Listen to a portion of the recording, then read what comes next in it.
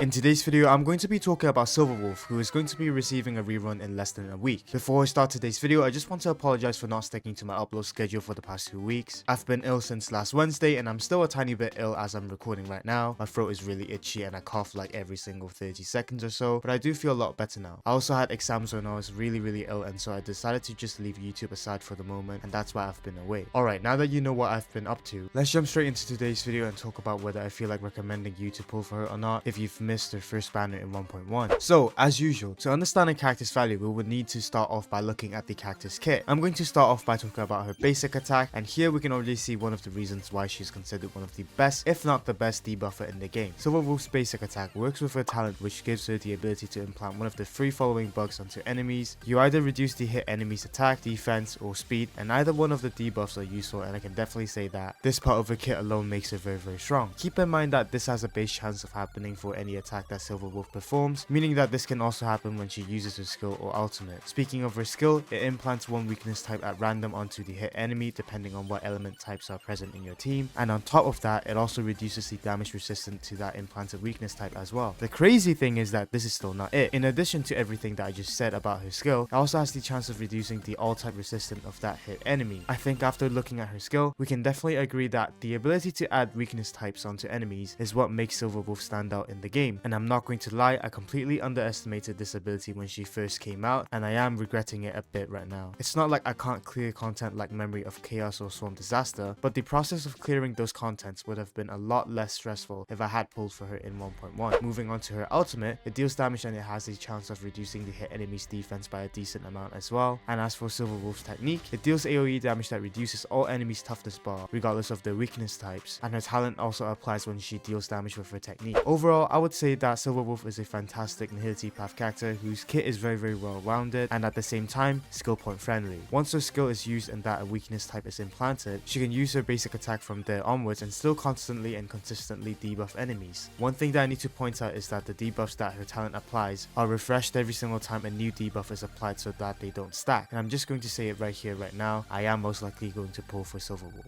Having her on my account would just make things a lot more enjoyable, and yeah, let's move on to the next section of today's video. Alright, moving on to the next section, I would like to talk about how I think you should be building Silverwolf. For the relic set, go for either 4-piece Genius or mix and match 2-piece Genius and 2-piece Musketeer. I would definitely recommend either the Galactic Commerce set for effect hit rate or the Fleet of the Ageless set to give your team attack percent, but alternatively, you can also run the Broken Keel set to give your team an extra 10% crit damage as well. 4-piece Genius makes it so that the equipping character ignores 10% defense when attacking, and this is further increased by another 10% when the equipping character is Quantum type. The main stats should be effect hit rate for the body piece, speed for the feet piece so that your Silverwolf can apply debuffs more often, attack percent or energy regen for the link rope, and quantum damage bonus percent for the planisphere. The substats that you would want to look for are effect hit rate, speed, attack percent, and break effect. Generally speaking, in order to consistently apply debuffs, you would want to have a lot of effect hit rate on your Silverwolf, and even though her minor trace upgrades give her a bit of that, you should still try and aim to get effect hit rate on every single piece of relics as one of the substats. For her Lycone options, her signature Lycone is of course her best in slot, but Welt's Lycone is also up there as a fireable 5-star option. You can get it for free in the store if you have saved up 600 star glitter, and it gives effect hit rate and also increases damage dealt to debuffed enemies. As for the 4-star Lycones, many options are also out there ranging from the 1.1 Event Lycone, Lucas Lycone to even Samples Lycone. Basically, I would choose the one that has the most superimposed levels and is the most leveled up, as all of them are very good on her. Because of how this video is made for those who didn't pull for Silverwolf in 1.1, I'm going to assume that at this point in time, your account is going to have most of the 4-star Lycones that I just mentioned, and I hope you guys understand why you don't really need to pull for a signature Lycone. She's a borderline broken character the way that she is already, and any of the 4-star options that I mentioned will make her even stronger, so there's not really a point in going for her signature Lycone. As for Silverwolf's team comps, because of how she's basically the pinnacle of all debuffers in the game, she can be fitted into the debuffer slot of any team and it would work just fine. But with that all said, I'm still going to mention a few team comps that people commonly play Silverwolf in nowadays. First off, we've got this mono quantum team with Sealy, Silverwolf, Lynx, and also Fu Xuan. There's also a version of this team where Lynx is replaced by either Tingyun or Bronya. For a team that doesn't have Sealy as the main DPS, for example a Jinglu team, Silverwolf can be paired up with Jinglu, Pela, and a healer, and this team is what my friend's main team looks like. Honestly, at this point you can put it in any team and Silverwolf will just make it work. The only thing that you have to understand is that Silverwolf's skill implants a weakness at random. This means that if you have more characters of a certain element on the same team, that element is going to be most likely implanted onto enemies when Silver Wolf uses her skill. And so in a Jingliu team, you want to pair more ice characters onto the same team so that the chance for the implant to be ice element type is greater. And of course, it wouldn't be in a Fast Save video without talking about constellations or islands, in this case in Honkai Star Rail. E1 gives Silver Wolf's ultimate the ability to regenerate 7 energy for every debuff that the hit enemy has, with a maximum of 35 energy being able to be regenerated using her skill. E2 straight up reduces all enemies' effect res by 20%, allowing Silver Wolf or other teammates to be able to land debuffs or other effects easier. You guys know what E3 and E5 do already, so I'm not going to talk about them in detail. E4 buffs her ultimate even more by making it deal 20% more damage for every debuff that the hit enemy has, up to a maximum of a 100% damage increase. E6 then takes E4 to another level, and now all of Silver Wolf's attacks deal 20% more damage for every debuff that the enemy has, up to the same maximum of a 100% damage increase. I would say that E1 would be the stopping point for those who have a few Stellar Jade, because of how Silver Wolf is just so strong that you seriously don't need to go for any of her Eidolons. In fact, if you're planning on getting Silver Wolf's Eidolons, it might just be straight up better for you to get her signature Lycone instead. Her signature Lycone is definitely going to provide more value than her E1, and so yeah,